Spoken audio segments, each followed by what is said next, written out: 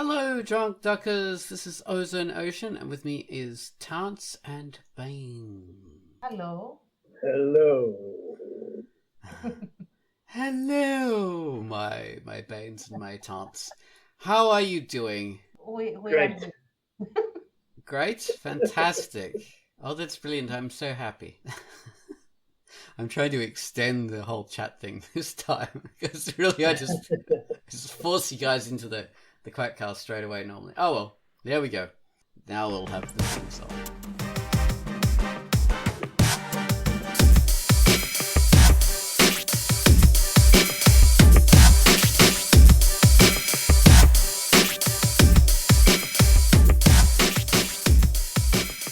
Hello, people. This is the Drunkduck Quackcast. As we've already introduced that, and today we're up to Quackcast number I think it's 743, and we're chatting about how do we encapsulate it just in a very short kind of way. It's I suppose it's law versus practical reasons, or law versus practicality. Like, say for example, you're watching Star Wars. There we go. Star Wars is a fantastic example. You watch the original series, and then you watch the prequels and the sequels and all that kind of bullshit. And there's various things like, say the clone troopers. Okay. So you look at the clone troopers and you think, oh god, what's the reason they're like this for? And they're all explained to you, like, oh, so stormtroopers originally used to be clone troopers, and clone troopers were originally based on this mercenary guy who they cloned him because he was so cool, and his adopted son was Boba Fett, and blah blah blah blah.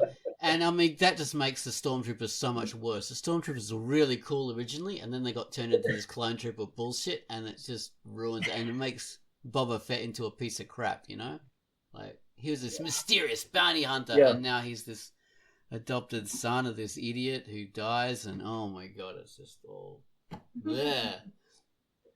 There are so many inroads when you talk about the prequels, so many inroads to revealing how terrible they are and how many misses are in the expanded Star Wars franchise. But taking that just an example of like having lore to explain away this kind of stuff that was originally really cool because it didn't have all that background lore. They're just stormtroopers, so you think they're just like soldiers or whatever, and this bounty hunter guy just happens to be a bounty hunter. Yeah. And you look that would be, in my opinion at least, an example of over-explaining lore, because you don't need to explain why a totalitarian regime is over-militarized and has like a gazillion troops of elite or at least supposedly elite soldiers. Like that's its thing. That's what these kinds of regimes do. That's the thing. Like, you don't need to explain that. That's basically what you expect there to exist, and people can understand how they came to be. Yeah. So that's one. And on the other hand, bounty hunters also are a thing that exists. Yeah, don't need to give everybody an origin. And then you think, well, actually, so what's the real reason that bounty hunter is in the film? And why does he look that way? Oh, it's because, like, the original kind of appearance of him ever on film was by our good friend John Celestri, who's a member of Drunkduck and who's fantastic. He's been like, he drew the first ever version that appeared on film. What was it for the holiday? Special thing. Yeah. So, and he did the animated version of him, which was the first ever Boba Fett. And so that's the way he moved, and because and he looked and everything was John Celestri's work. And then he had these, I think Jeremy Bulloch or someone like that was one of the original actors that did was Boba Fett. He was the guy in the suit. in a white suit originally, Oh, great. and he had a certain look to him. Had the little cape and everything like that, and it was meant to look like a sort of space armor and like some damaged space armor. There was various reasons for the way things looked the way they did, and then they've sort of just like retconned everything for these this prequel stuff, which was disappointing. But before we get into that, we have to bring up the featured comic, which I was sadly like blasting over the top of, and it is the Dream Eaters. So it's all nice and pixely, and I'm going to tell you about the Dream Eaters now. Hello, I'm Ozone Ocean, and my featured comic for the week was The Dream Eaters. A plague has ravaged the land, and a small band of friends are attempting a very unorthodox method to combat it. Very unorthodox indeed. One of them agreed to sacrifice themselves so they could call on the aid of a demon. But will the demon live up to its promise and provide the help they need? This is a pixel art comic with a very funky and unusual look. You can see there was some manga influence in the character appearances, and at times it is a little rough, but that really adds to the charm. Now, pixel art, this is a term that's not used that often, but it describes comics that are quite pixelated. They're done with limited colours and not done with smooth line work, so they have a very distinct pixel effect, and it brings to mind the early video games, which were quite pixely because the resolution was so low. But pixel art comics choose that look for choice and for the particular aesthetic, the look of it, rather than being forced upon them by the limitations of the technology. And do not get this confused with sprite art, which is comics made from the comic sprite animation cells from games. And pixel art is not like that. They're custom-made artwork. Anyway, I hope you enjoy Dream Eaters. This is a comic by Spooky Kitsune, and it's rated T for teen. That was our featured comic, which was Dream Eaters. Dream Eaters. Okay, so after that, we got the featured music. Gummels gave us a great little theme last week that was in my deleted folder, so I didn't get it. And I didn't bring it to you. I bring you Joe Pop instead. But I can now bring you his featured music, which was Bad Mix. Quiet, chill, creeping, slowly sliding, finding, searching. This one will keep you on edge. It has a very unnerving tilt to it. Take it away, Gummels, with Dream. With... No, it's not Dream Eaters. Bad Mix.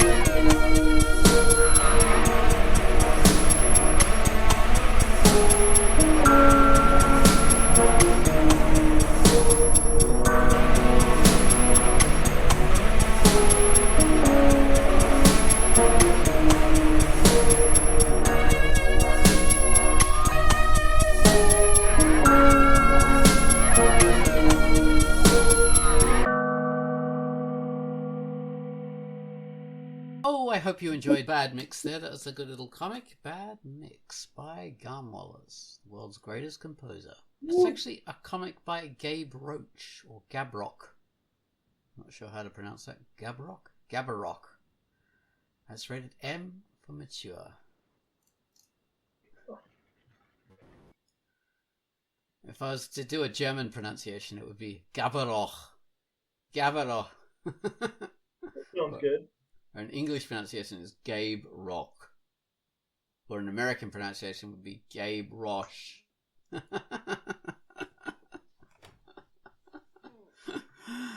Okay. Alright, so now on to our topic. So our topic today is law versus the real reason something has been done. How can you shorten that even more? Law versus reality? Yeah, law versus reality. There we go.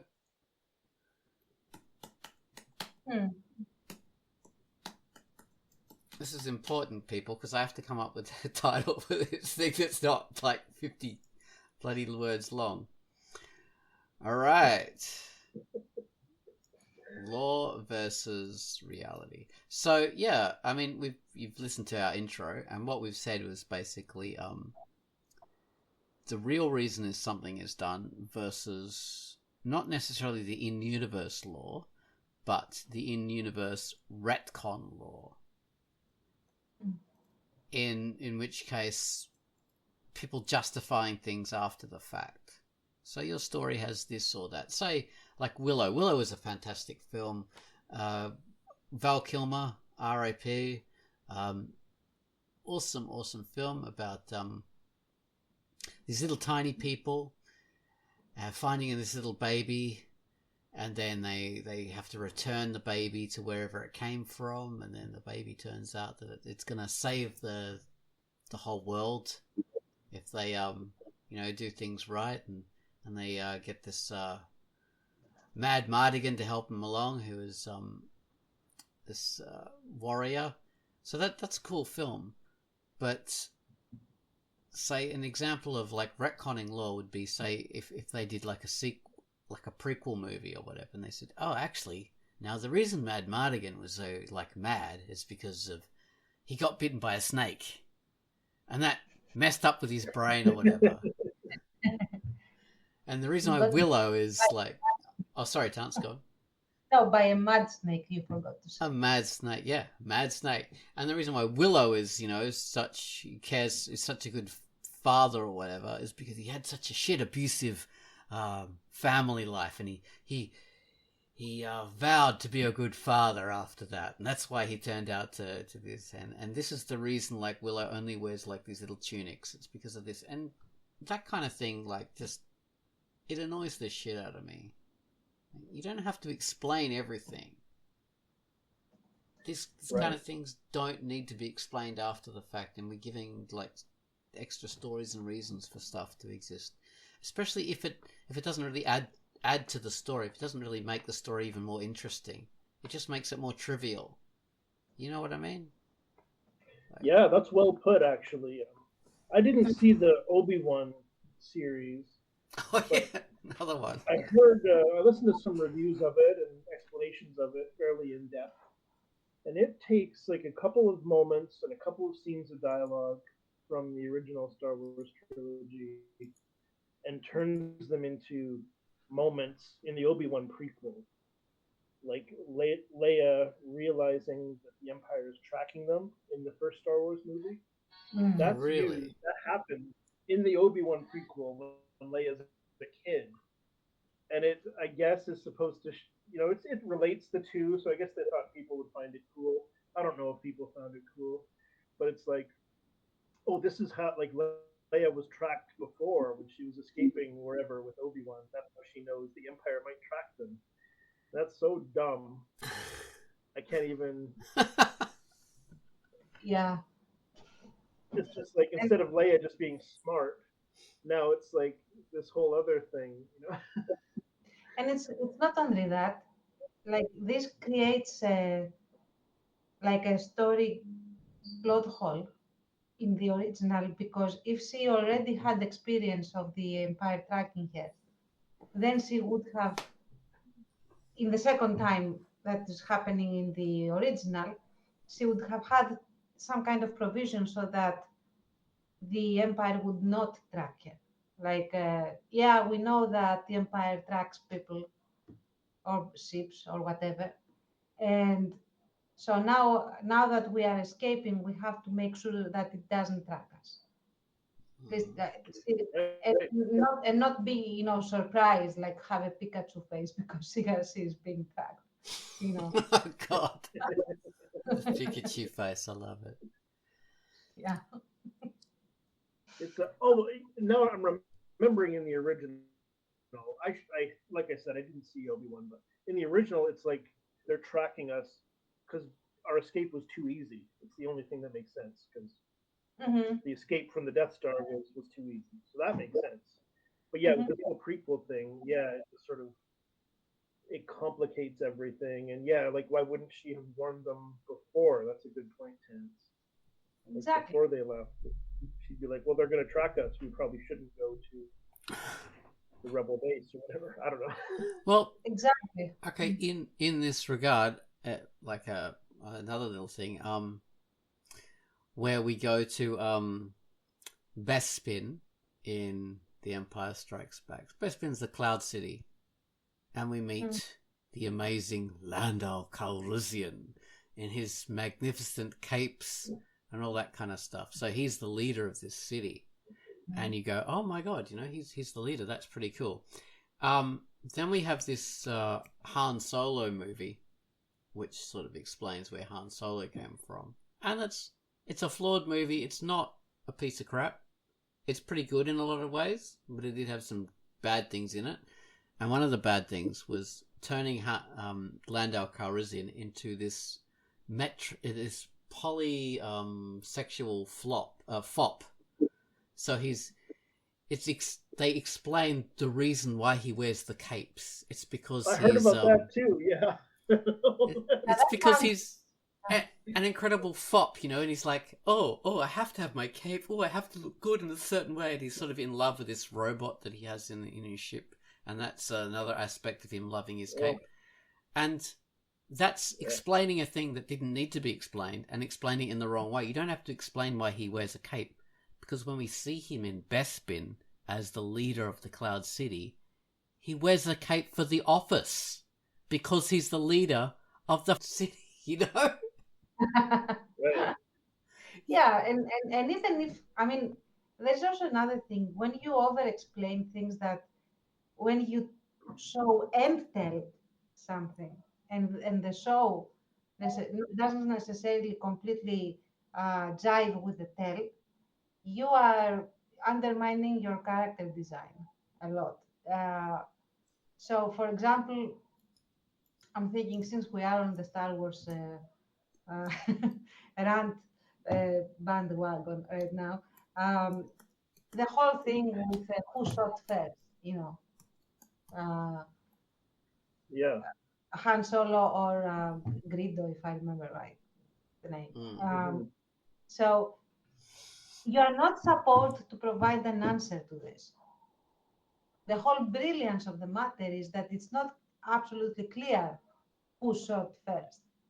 It could have been one or the other, and that paints the character of Han Solo in an arbitrary light that you need, because he's a rogue, because he breaks the rules, because he's slightly or very deviant in certain things, and all of that. So yeah, he may have shot first, or maybe he's just that good that he has like this incredible uh, reaction time, and he shot like right after, or maybe they both shot first because they both have the same attitude, so it basically crossfire.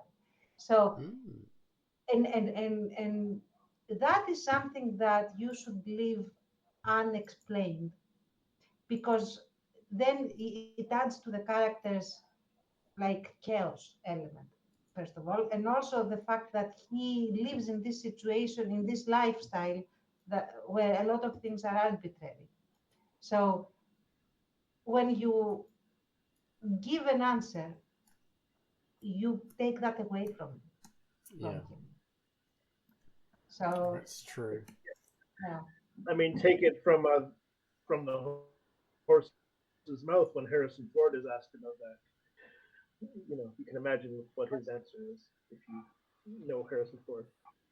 Who shot Oh, first? Who gives a shit? exactly. It's not that kind of film, kid. Yeah. Even if it were like, you know, there are you shouldn't press the issue. Sometimes things are arbitrary for a reason, whether it is or is not the kind of film, that kind of film. So, yeah, I really don't like this over explaining that ruins the experience. So, and usually it happens when they answer questions nobody is asking, or nobody is asking in order for them to be officially answered. Everybody wants to have their own like theories about what has happened, or whatever. And Mhm. on the other hand, you do have some retcons that are really good, or at least have merit. If Like, they add to the story, sure, I agree. yeah, like for example, I don't really know why practically they did this, probably to avoid the love triangle and stuff. But when they retconned Princess Leia to be uh, Luke Skywalker's sister, that added to the whole depth and lore and intricacies of the whole situation, because we are basically following one clan of Skywalker, right? This is the story of the Skywalker family. So yeah, that would add. It adds more depth. It adds more layers of danger that happened.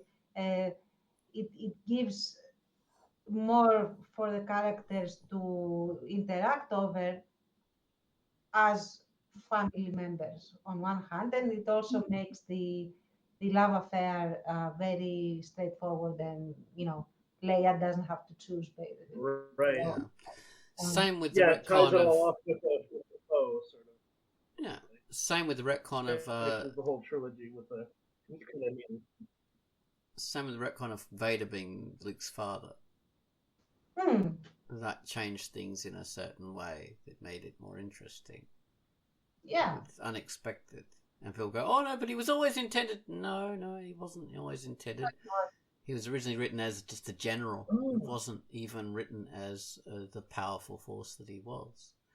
He hmm was Really? through the writing I've process. always wondered about that because I've no, heard no, it different was things. it was not intended. Like if you see the first film that was made when they didn't know they would be making like a gazillion other films, it's a Hmm. very straight up white knight, black knight story, and there's nothing more to it really in space.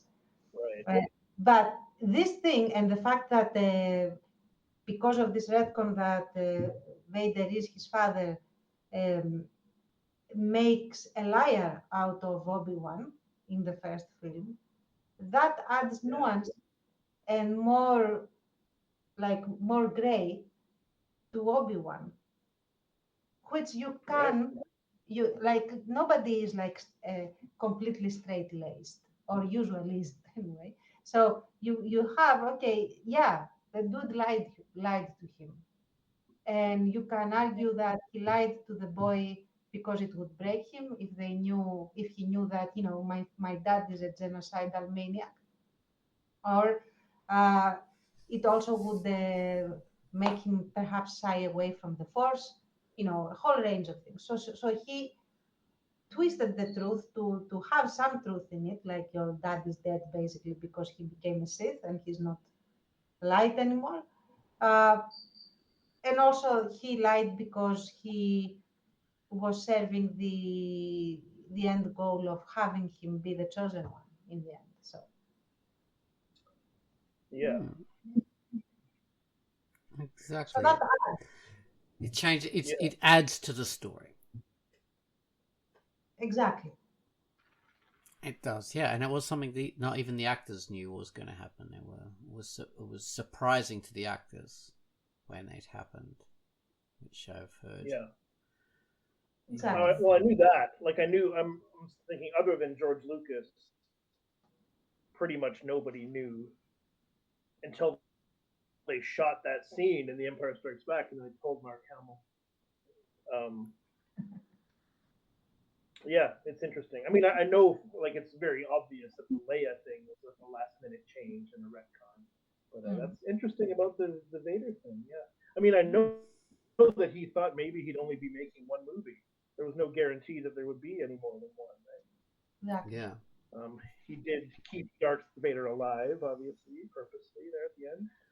But yeah, that's cool. Exactly. But it's not only Star Wars where this happens. You know, these retcons and expanded lore that's that's done for no reason. Like I'm going through Star Trek at the moment, Star Trek Next Generation. I'm enjoying it, and I'm watching, the very first episode of The Next Generation all the way through to I think I'm up to number 15 at the moment. And it's been very interesting watching that show develop, and you see things develop for certain reasons. They've got a certain amount of actors, and they need to focus on some people and develop them as they go. If all these particular characters need development episodes, so we focus on this one, focus on that when we see what works, and there's various things that work better and some things that don't work. And as the series progresses, things, there's changes made to the cast. People obviously leave for various reasons. They have other acting roles, other commitments, or whatever. They get fired and they come back. And it's very interesting to see how it develops as you watch it. And the other way of watching that is to watch it from a purely lore perspective. So you go, oh yes, this happened because this happened and this, and people try and explain every kind of thing in terms of a story they make up, and then it almost becomes lore. And you see these stupid videos on Instagram where people explain stuff. Oh yes, Data did this. He was developed by Dr. Noonien Sung on Stardate. Blah blah blah blah blah. And then he did this and this and this. And I just want to kill myself listening to these people blab on about this made up lore for kind of stuff, when it just it adds stuff to the story and the the lore of the show that's not needed, and it's dumb, and people's automatic instinct is to feel stupid for not knowing this stuff. Oh, I didn't know this background information behind the character, behind this person in Star Trek, blah, blah. Of course you didn't, because you don't need to know that stuff. That information is just developed after the fact. It's the real reason this character develops, the real reason the character is how he is you can watch these episodes and you can see, and that's all you need. You don't need all this made up background story that's been put together and pieced together over the years. Anyway, I'm just bringing up an example of Star Trek to take away from the fact that we're talking about Star Wars over and over. And there's other things say you read I don't know okay, Lord of the Rings. Fantastic books. Okay, so The Hobbit was written before Lord of the Rings, wasn't it? Yeah. The Hobbit was written before Lord of the Rings, but you don't need to read The Hobbit before you read Lord of the Rings. Mm-hmm. I would even say that The Hobbit is a completely different story and type of story, and even setting, than The Lord of the Rings. Yeah, it might feature the One Ring, and elves and dwarves and all that. But it's a fairy tale versus Lord of the Rings being this huge world. Yeah, it's an of, epic. Yeah. But the thing is, you read Lord of the Rings and people go, oh yes, now this because Lord of the Rings actually retcons a lot of what happens in The Hobbit. In that now we don't we have like the reason that Gollum is like he is. Like he started out as a hobbit, and then he got magicked by the ring into some monster. You know, he got like not magicked, but he got twisted by the ring and blah blah blah. And I'm then you not have all sure this that's backstory. a retcon because we have like all this extra expanded information and knowledge and lore and even the languages and all of that are in the appendices. So and we The also have Silmarillion, but that wasn't written until after the Hobbit. yeah. I think what I'm saying is that the fact that he hadn't written it down doesn't mean that he didn't have the whole concept already, like what Gollum is and isn't. Because he has all these indices, and I remember when I was reading them, they either he did an excellent job of adding after the fact, or this is something that was a lot of years in the making, and he just dropped the whole span of I don't know 2-3 thousand years more maybe of history and what happened in the appendices and the Silmarillion and all of that. So Well, I don't know. from my perspective, I would say definitely the further information about Gollum was after the Hobbit, but it's one of those examples of what you were talking about before, that it adds to the story, it doesn't take away. That is one. But the ring as well. Okay, so originally the ring wasn't intended to be as evil as it was. That was definitely something that was expanded upon for for the Lord of the Rings, the way what the ring became. So that's another example. But that wasn't what I really wanted to get into. It's the fact that Amazon has done this series called The Rings of Power. Yeah. That does really do the whole prequel thing and does like change the meaning of not only The Hobbit, but those the Lord of the Rings films and all this kind of stuff. So that is a great example of like this whole lore versus the reality of the thing. And the reality of that, which is I think very important to be aware of, is the fact that what Amazon really wants to do is they have the IP and they have the legal right to make films of this. They want to make a massive profit of those very profitable movies. They don't care about the books or any of that kind of stuff. They want to make a profit based on those very profitable films, massively profitable, in a way that they own by doing what happened before, and that gives them a lot more freedom to mix and match because it's the stuff that happened before the films. So, but that's the reason it's done versus like, oh yes, now these people are like this because of this, all the weird justifications that you do to make it sense within the world, to have it make sense within the world. So there we are, a great example of this whole thing, I think.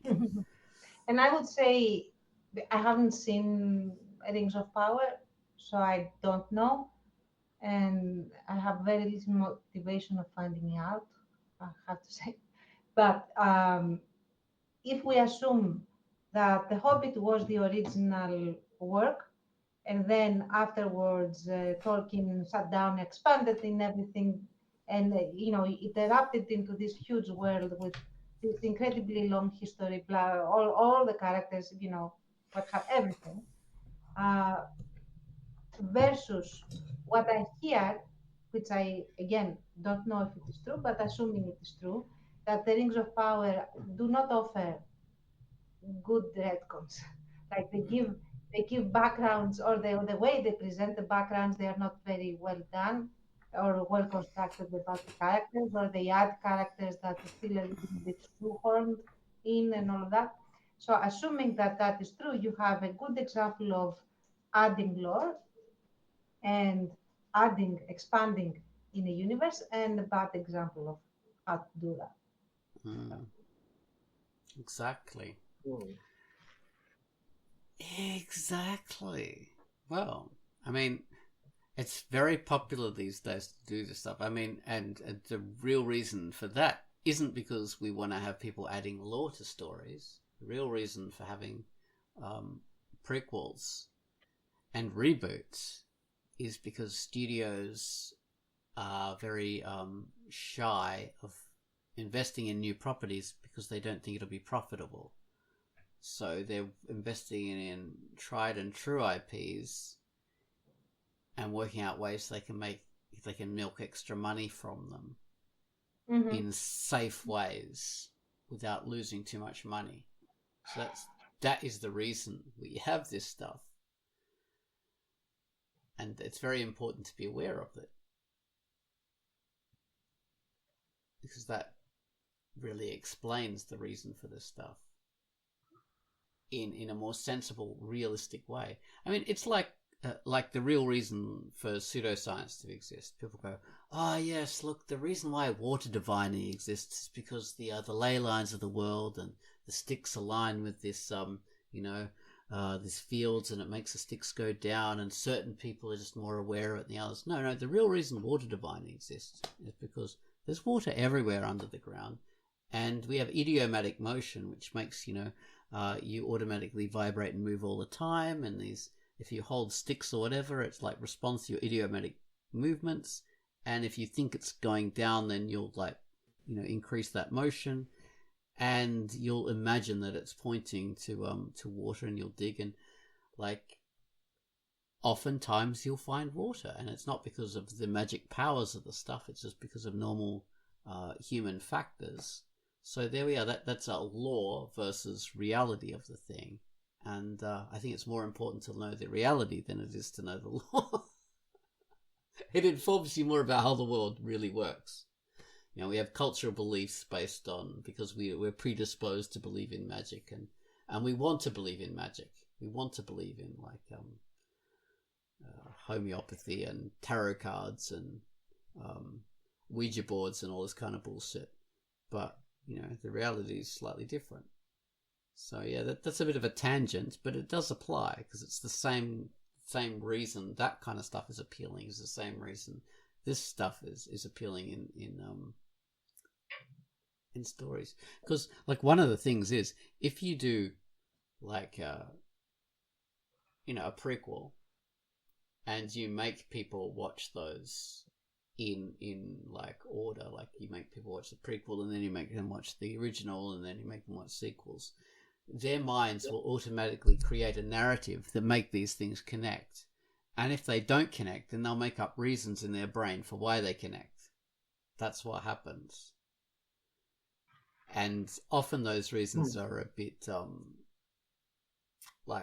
flimsy and stupid, but they have them in their heads anyway because that's just how our brains work. We try and make things fit, we try and make them make sense. Have you noticed that? With the prequel though, there probably is some kind of connection, isn't there? Hypothetically. Oh, obviously there's a connection that the writer tried to make, but there will be automatic plot holes and things that don't fit. Like say. Oh, I see. To resolve those, people will make. Well, we do that. Exactly. Sure. That can be part of the fun. Yeah, it can be, but it's annoying when people go, "Oh, this like is you that." Were saying earlier, like to try to answer. Oh, sorry.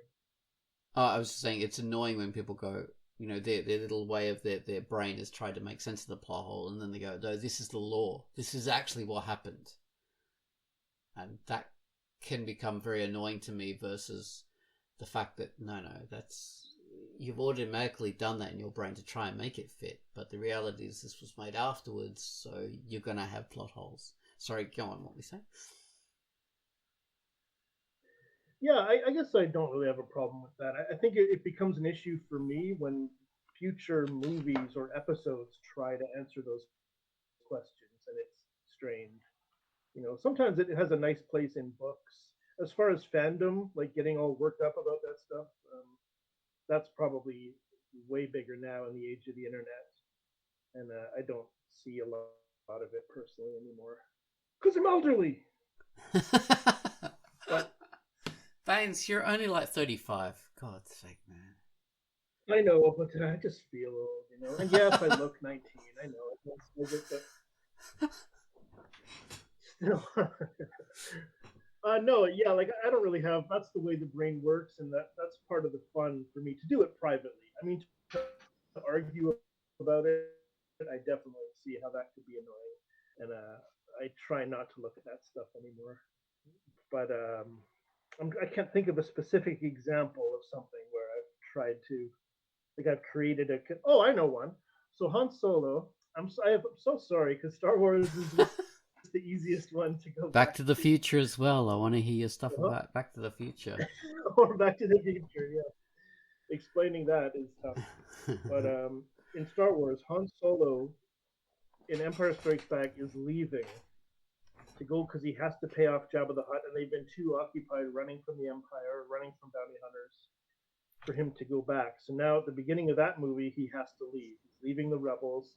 He has to go and pay back Jabba the Hutt the money he owes him. And Leia's hurt and mad, and that's the tension between them at the beginning. And then they get sidetracked. Han Solo is not able to go back to Jabba the Hutt, and he's kidnapped at the end of Empire Strikes Back and taken to Jabba the Hutt.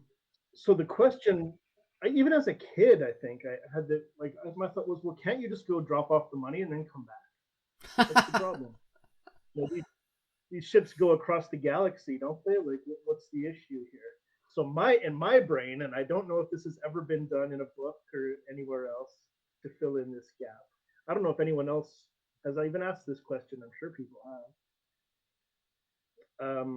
What I made up after many years and watching that movie 100 times, I thought, oh, I know what it is. My answer, my fan answer. Jabba the Hutt won't just want the money back, and Han knows that. Jabba will want Han working for him as a smuggler.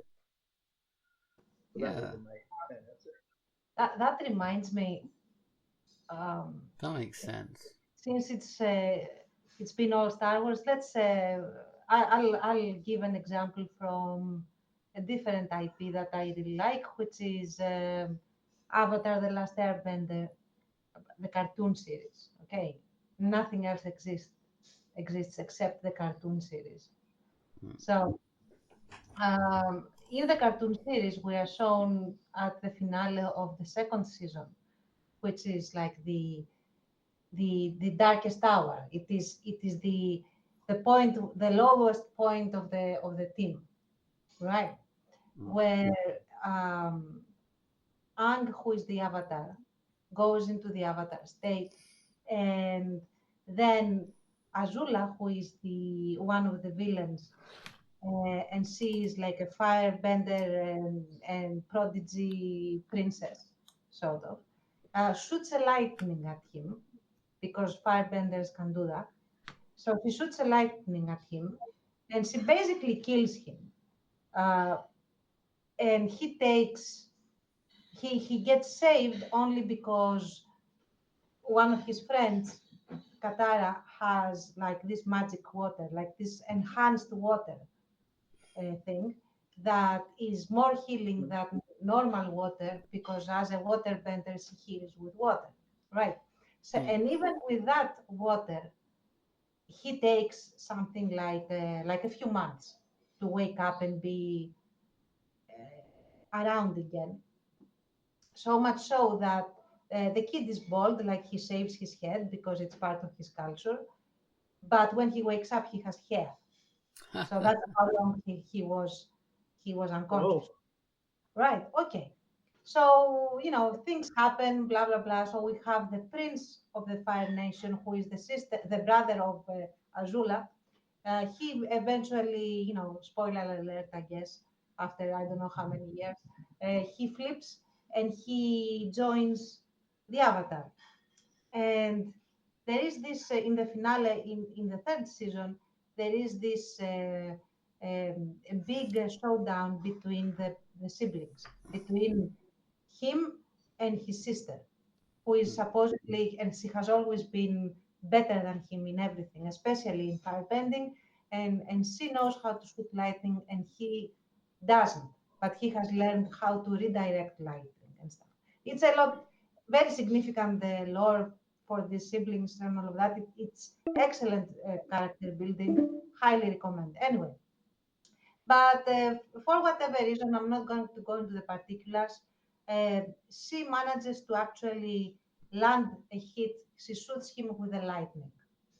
Right. Mm. So, and he redirects some of it, but not enough to not get hit right in the chest.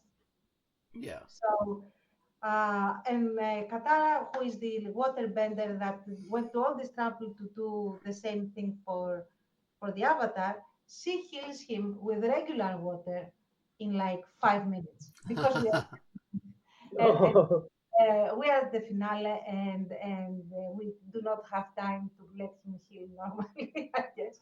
So he basically heals up really quickly. And yeah, they show him afterwards being bandaged and having pains and all of that, but he's basically all right. And that's the end of it. And it bugged the hell out of me. I couldn't like, oh my god, like, why would you do this?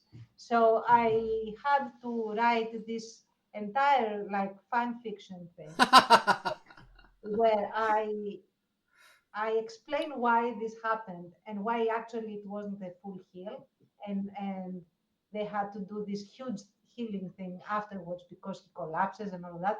So I added lore to explain it because I couldn't otherwise Nice. calm down. My brain would not calm down of it. So what I'm saying is, uh, they did it for very practical reasons. They didn't have any other time. They had run out of time to basically add anything else to it. But I, as a fan, did that work and added it. And Interesting. it's my Okay. head canon now, like what happened to him and why.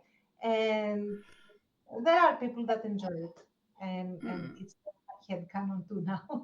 Well, maybe But that's an yeah, example Right. of you improving the story, though, yeah, rather yeah. than adding extra silly, dumb detail to something.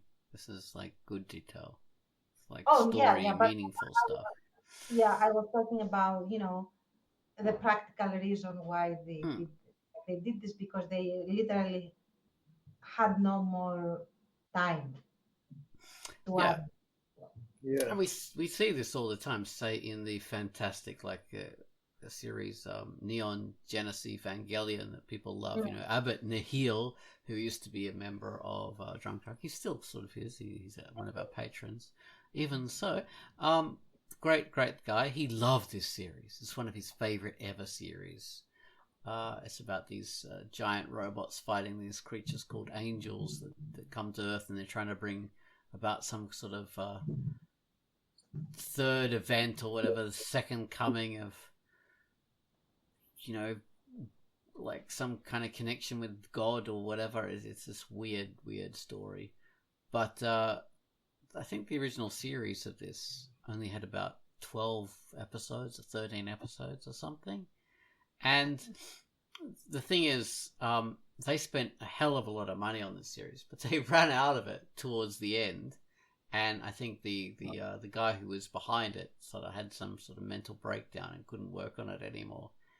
And this really shows, like in the last two episodes, it's just this character with a white background, sort of just imagining stuff and hearing voices and seeing stuff. It's like when you're watching it and you think about it for practical reasons, you realize, oh, they've run out of money, and this is a way to save money.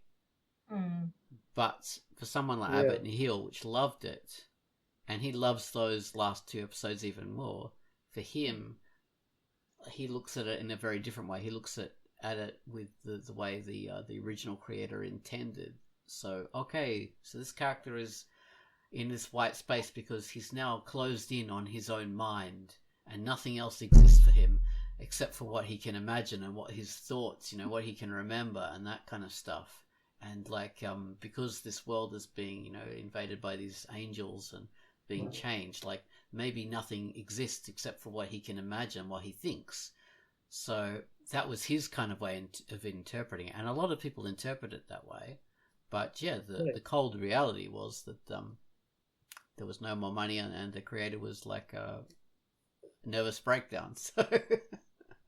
So there's that kind of thing. There's that schism. Geez. So yeah, an example like your airbend, firebending, and yeah, that's what can happen.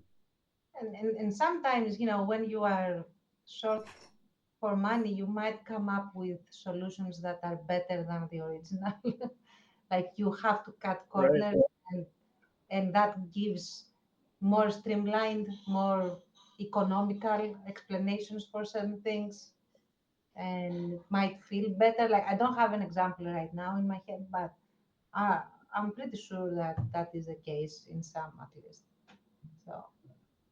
Oh yeah, I mean it Yeah. definitely does happen. I'm sure that happened over and over again on Star Wars. Like Mm. it did. We can bring up examples. So very concrete examples because you watch the original trilogy, right? And certain things Mhm. happen. They've got like the Star Destroyer being blown up, the Star Destroyer, the Death Star being blown up in a certain way. You see these uh, you see these stormtroopers, questioning people and that kind of stuff on the desert planet, and then you watch the special edition Star Wars, where Ooh. Lucas has added in all the things that he wanted to add in originally, and you think, Oh. wow, it Right. was better when they didn't have the money and the effects to do this stuff because it's way better without the bloody dinosaurs walking around on the planet behind the stormtroopers, and the digital explosion of Right. the Death Star is way worse than the practical effects, and yeah, it's I mean, yeah, all that kind of stuff. You know what I mean? Yeah, yeah. Yep.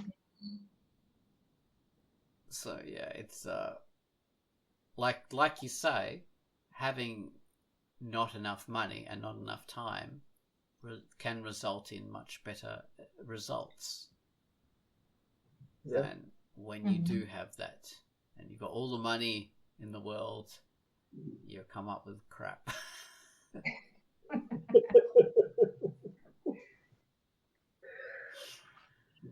Some restrictions, some creative restrictions are always a good thing. We could do just a And I whole mean, a Quackcast famous, on that. Okay. oh, sorry, famous example is Jaws. Of course, people talk about this all the time. You know how they would have shown the shark more, but the Hmm. mechanical shark wasn't working. Didn't work in the water. So then you like with point of view camera shots and like sort of just a fin out of the water, and or even less. Um, the Mm. sort of tension is increased. I mean, in hindsight, I don't even know if this is necessarily true. It's like, well, of course you want suspense. You don't want to see the shark all the time. That's kind of Mm. storytelling 101. But that's how the story goes. Like you would have seen the shark more Well, if I've not for heard those mechanical issues. yeah, I've heard that law repeated over and over. I think I've even heard Lucas confirm it many times. Mm. So And, maybe and you know that's what? true. I could see them wanting to show off the shark if the shark was like more advanced, I guess. How? Sure. Because Yeah. yeah, we have this neat toy. Look at our neat toy. Well, they spent a lot of money on it, and Yeah. I've heard the story like Bad, Lucas bad was storytelling though. If Yeah. that's the yes, priority, that's a mistake. and Lucas was really not Lucas. I mean, what did Spielberg. Spielberg was really pissed off at it. Was so pissed off that he was thinking about quitting. All that kind of stuff. Like he was Mm. because one of his early films he was working on, and such a big disaster to happen. So he had to be creative because he was like so distraught at this failure. Yeah. So yeah, that was a creative solution to it. So yeah, that's a great example, Baines. And on the other hand, if you are going to do that, and now I speak from experience for me, uh, if you are trying to not leave plot holes or gaps, like how did they go from point A to point B in X amount of time when it would take them 3 times X amount of time to get there. If you want to not have this kind of discrepancies, then you have to come up with solutions to your story that you may not have foreseen. And so writing, when I was writing The Art of Veiling, I basically forced myself to commit to a map and where everything was in distances. Um, and I told myself, you know what, decide now, and whatever you decide, that's it. Like in reality, Mm. that's the distance of Uh-huh. the city A from city B, from village, whatever. And and then I realized after I had written 90% of the first book that the distances weren't making sense. So I had to go back and rewrite certain events and how they happened, and who and in what way they traveled, and when they began traveling and all that, to make it work. And it made for a tighter story than the previous draft. So the math helped. Right. So yeah, there's also that. You don't need to do it to retcon it. You might actually force yourself to commit to the reality of your setting. That's a Right. good point. That's a good Yeah. point. Speaking of retcons, okay, so I've been having like a thing where like I thought, if I want to do another Pinky TA story, how do I do it? Because all these Pinky TA stories that I've been doing, like they don't actually like connect one after the other in a kind of linear fashion from then to then to then. They're like different episodes of Pinky's timeline, and they like bounce around. Like this one happened before this one happened before that one, but Yeah. none of them retcon or get in the way of each other because these are kind of like isolated stories. And so I wanted to do another one, and I wanted to base it off the timeline of when in episode whatever 8 I think it was, where she's in this big her tromper and it blows up and she kills Ace, like maybe kills Ace. And how do I go from there? And I thought, well, so she's got these injured legs, and or do I have her like just being found in the wilderness and being healed, and do I have to do all that kind of stuff? Oh my god, I don't want to do that. That would be a nightmare to write all this kind of shit, and it would bore the crap out of me. Okay, so I came up with an interesting way of doing it. So she's just in a bar somewhere, and this other character just sees her and comes over, and then she's going to relate what happened to her, like in a quick montage of an explanation to that person, rather than going and actually depicting that in my story, so I can quickly jump and squish things out in a different way. So yeah, that's a different way of approaching these, connecting different parts of a story and the part of the same timeline without retconning too much stuff and without physically For sure. going through and doing I mean, I don't know if I'm right about this, but to me, like in Pinky TA, I would buy it if she just her legs are really sore. And how she figured it out and got out of it, you don't really know. I would love that. That'd be great. But she's stiff in the legs right now for at least part of that, or maybe that whole adventure. She has a tough time because of that. That would be great, and that's kind of the stuff of drama, what people would really enjoy. Yeah. True. Well, oh god. Well, we'll have to retcon what happens in the story for next time because Google's going to kick us off. It's going to kill us. Yeah. So we'll have to come up with some kind of fake ending. Bye. There it is.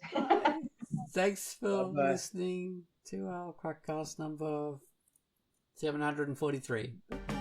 Yay, bye-bye.